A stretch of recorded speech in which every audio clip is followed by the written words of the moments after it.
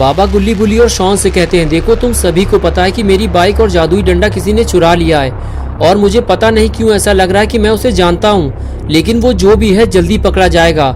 मुझे तो डर इस बात का है कि कहीं वो जादुई डंडे के राज ना जानता हो, वरना तबाही मचेगी और ऐसी तबाही कि तुम लोग सोच भी नहीं सकते। तभी शॉन ने कहा, बाबा अगर आपको पता चल गया कि आपकी बाइक और डंडा किसने चुराया है तो आप उसे माफ कर देंगे क्या? बाबा ने कहा, नहीं, उसे चोरी करने की सजा मिलेगी। गरम तेल में उसे तला जाएगा, वो भी बेसन लगाकर, और फिर कुत्तों को खिला दिया जाएगा। बाबा की ये बात सुनकर शॉन डर गया। अब उसे समझ में नहीं आ रहा कि क्या किया जाए। अगर बाबा को पता चल गया कि बाबा का जादुई डंडा और बाइक उसी ने चुराई है तो बाबा उसे गरम तेल में तलेंगे, वो भी बेसन लगाकर, और अगर बाबा ने उसमें लाल मिर्च और नींबू भी डाल दिया तो क्या होगा? ये सोचकर ही शॉन का दिल घबराने लगा। शॉन बोला, बाबा मेरी तबीयत ठीक नहीं है, मुझे घर जाना है। चलो गुल्ली बुल्ली घर चलते हैं, हम लोग कल आएंगे बाबा के पास। ये बात सुनते ही बाबा ने कहा, एक बात तो मैं तुम लोगों को बताना ही भूल गया। मैं अपनी बाइक और डंडे को ढूंढने के लिए जादुई मंत्र पढ़ने जा रहा हूँ। मुझे ये काम 3 दिन करना होगा और फिर 3 दिन के बाद जादुई डंडा और मेरी बाइक दोनों ही मेरे पास होगी, साथ में वो चोर भी जिसका पकोड़ा बनाया जाएगा, वो भी बेसन लगाकर। इसलिए तुम लोग कोई भी ऐसा काम मत करना जिसकी वजह से तुम लोग किसी बड़ी मुसीबत में फंस जाओ, क्योंकि मैं 3 दिनों तक तुम्हारी कोई मदद नहीं कर पाऊंगा और ना ही तुम लोग मुझे परेशान करना। अब तुम लोग घर जाओ गुल्ली बुल्ली और मुझे अपना काम शुरू करने दो। बाबा की बात सुनकर गुल्ली बुल्ली और शॉन वहाँ से जाने लगे। थोड़ा आगे आने के बाद शॉन ने कहा, अब क्या होगा गुल्ली बुल्ली? बाबा को मेरे बारे में सब पता चल जाएगा और फिर बाबा मेरा क्या हाल करेंगे? मैंने कोई चोरी नहीं की है गुल्ली, मैं तो सिर्फ तुम लोगों की जान बचाना चाहता था, इसीलिए मैंने बाबा का जादुई डंडा उठाया था। लेकिन जब मैं उसे वापस रखने के लिए आ रहा था तो किसी ने मेरे ऊपर पीछे से वार किया और मैं बाइक से नीचे गिरकर बेहोश हो गया। फिर मुझे नहीं पता कि आगे क्या हुआ, लेकिन फिर भी सारा इल्जाम तो मुझ पर ही आएगा, सजा भी बस मुझे ही मिलेगी। बुल्ली ने कहा, डरो मत शॉन, हम लोग हैं ना तुम्हारे साथ, तुम्हें कुछ नहीं होगा। हम बाबा को कुछ नहीं बताएंगे। हमें जल्दी बाइक और डंडे को ढूंढना होगा। एक बार दोनों चीज मिल जाएंगी तो सब कुछ ठीक हो जाएगा। गुल्ली बोला, हाँ शॉन, बुल्ली सही कह रहा है, हमारे पास अभी 3 दिन का टाइम है। हमें 3 दिन से पहले दोनों चीजें ढूंढ निकालनी है और बाबा को लाकर देनी है। इससे बाबा भी खुश हो जाएंगे और उन्हें कुछ पता नहीं चलेगा। शॉन ने कहा, लेकिन गुल्ली ये सब होगा कैसे? ये इतना भी आसान नहीं होने वाला जितना कि तुम समझ रहे हो। बुल्ली ने कहा, हाँ शॉन, ये आसान नहीं होगा, लेकिन हमें पता लगाना ही होगा कि बाबा का जादुई डंडा किसके पास है, क्योंकि हम सब इसमें फंसे हुए हैं। हम सच जानते हैं लेकिन फिर भी बाबा से छुपा रहे हैं। चलो अब जल्दी गाड़ी में बैठो, घर चलकर हम सबको मिलकर प्लान तैयार करना होगा। और फिर तीनों गाड़ी में बैठकर घर की तरफ जाने लगे।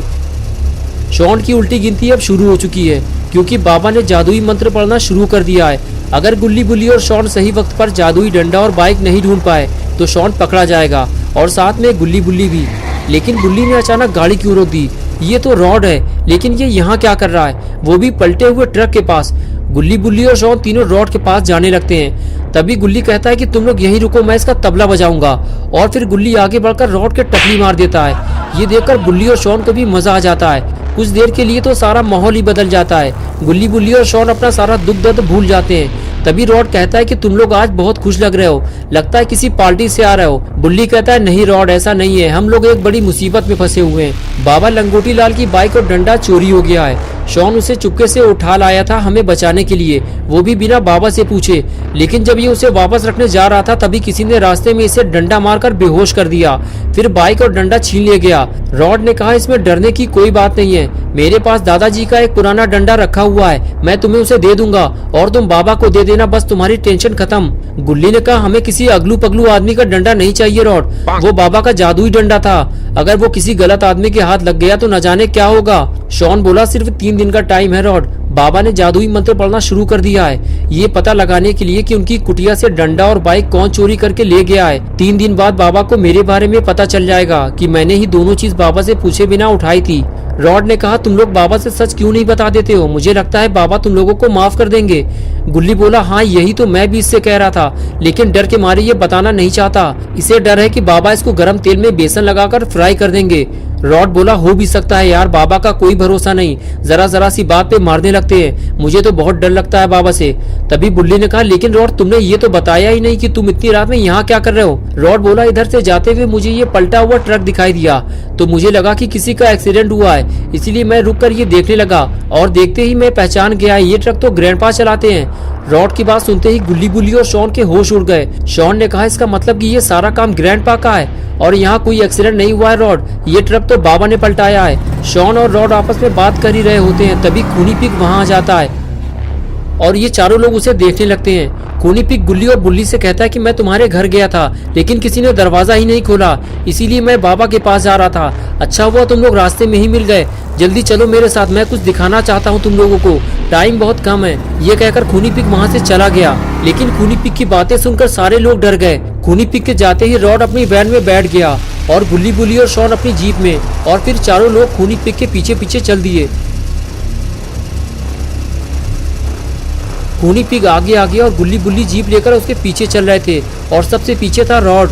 कुछ दूर चलने के बाद खूनी पिग अपने जंक यार्ड पहुंच जाता है। खूनी पिग ने अपनी बाइक रोकी और नीचे उतरकर बुल्ली और रॉड को रुकने का इशारा किया। बुल्ली और रॉड ने भी अपनी अपनी गाड़ी रोक दी। खूनी पिग बोला, यही है मेरा कबाड़ खाना, जल्दी आओ अंदर।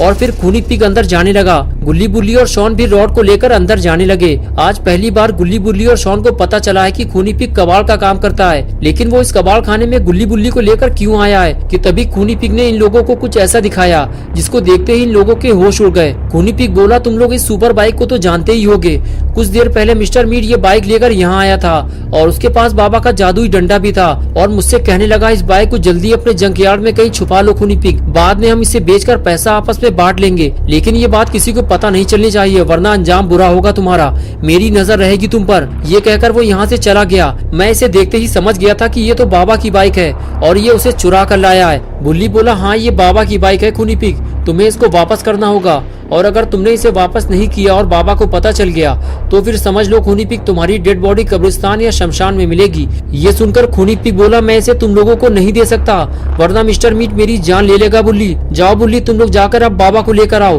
तुम लोगों का ज्यादा देर तक यहाँ रुकना ठीक नहीं है, मेरे साथ साथ तुम लोगों की जान को भी खतरा है, जाओ जल्दी बाबा को लेकर आओ, हम लोगों के लिए मिस्टर मीट से लड़ना आसान नहीं होगा, अब वो और भी ज्यादा खतरनाक बन चुका है। गुल्ली बोला, नहीं खूनी पिग, बाबा आप कुछ दिनों तक हमारी मदद नहीं कर पाएंगे, उन्होंने हमें डिस्टर्ब करने से मना किया है, ये काम हमें ही करना होगा, चलो सब तैयार हो जाओ। गुल्ली खूनी पिग से बात कर ही रहा था कि तभी अचानक से कुछ आवाज सुनाई दी और रॉड अपना सर पकड़कर बैठ गया और इधर उधर देखने लगा। गुल्ली बुल्ली और शॉन रॉड से पूछने लगे, क्या हुआ रॉड? रॉड ने बताया कि कोई चीज मेरे सर को छूते हुए निकली है। रॉड बता ही रहा था कि तभी दूसरी आवाज ने सबको डरा दिया। रॉड ने कहा, अपनी अपनी जान बचाओ, कोई हम पर गोलियां चला रहा है बुल्ली, लगता है मिस्टर मीट को हमारे बारे में पता चल गया है, जल्दी हमें कहीं छुपना होगा वरना हम सब मारे जाएंगे। ये कहकर रॉड आगे चला गया। गुल्ली बुल्ली और शॉन भी रॉड के पीछे पीछे जाने लगे।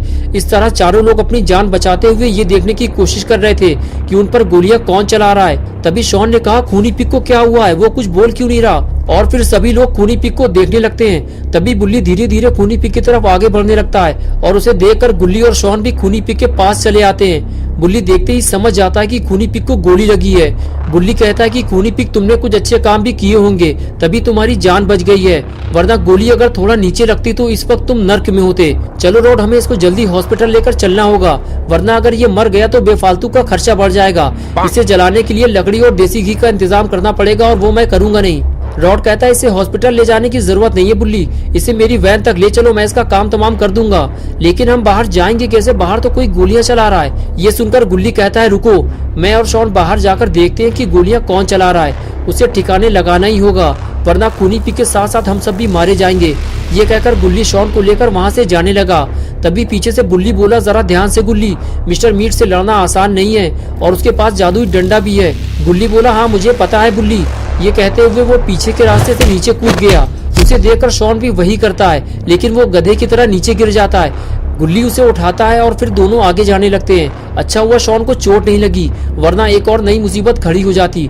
गुल्ली और शॉन दोनों इस बात का ध्यान रखते हुए धीरे धीरे आगे बढ़ते हैं कि उनके कदमों की आवाज दुश्मन के कानों तक न पहुंच जाए। आगे आने के बाद दोनों छुपकर देखने लगते हैं कि गोलियां कौन चला रहा है, लेकिन उन्हें कोई दिखाई नहीं देता। बस वहाँ एक अनजान कार खड़ी हुई दिखाई देती है जो पहले वहाँ नहीं थी। शॉन कहता है, वहाँ तो कोई नहीं है, लेकिन वो कार किसकी है? गुल्ली कहता है, लगता है शूटर उसी गाड़ी से आए थे शॉन, वो खूनी पिग को निपटा कर भाग गए हैं, चलो आगे चलकर देखते हैं। और फिर दोनों डरते हुए धीरे धीरे आगे बढ़ते हैं, लेकिन गोलियां चलना बंद हो चुकी हैं। गुल्ली को यकीन हो जाता है कि वो जो भी था शायद वो चला गया है या उसकी गोलियां खत्म हो चुकी हैं, वरना अब तक वो इन दोनों पर फायर कर चुका होता। शॉन कहता है, चलो गुल्ली, हमें वो कार देखनी चाहिए, तभी हमें पता चलेगा कि गोलियां चलाने वाला कौन था। गुल्ली कहता है, नहीं शॉन, अब हमें वापस चलना होगा, हमारे पास टाइम ज्यादा नहीं है, खूनी पिग का इलाज अगर सही वक्त पर नहीं हुआ तो वो मर जाएगा, चलो जल्दी निकलो यहाँ से। ये कहते हुए गुल्ली अंदर जाने लगता है, लेकिन शॉन उसके पीछे नहीं जाता। उसे तो बस उस कार की पड़ी है, वो देखना चाहता है कि वो गाड़ी है किसकी, इसलिए वो अकेले ही उस कार की तरफ आगे बढ़ने लगता है। तो दोस्तों, क्या होगा अब गुल्ली बुल्ली और शॉन का? क्या शॉन कार देखकर शूटर को पहचान जाएगा या फिर शॉन कोई बड़ी मुसीबत में फंस जाएगा? ये सब हम देखेंगे पार्ट 2 में। दोस्तों, पार्ट 2 देखने के लिए वीडियो को लाइक करें, चैनल को सब्सक्राइब करना और बेल आइकन प्रेस करके ऑल नोटिफिकेशन ऑन करना ना भूलें।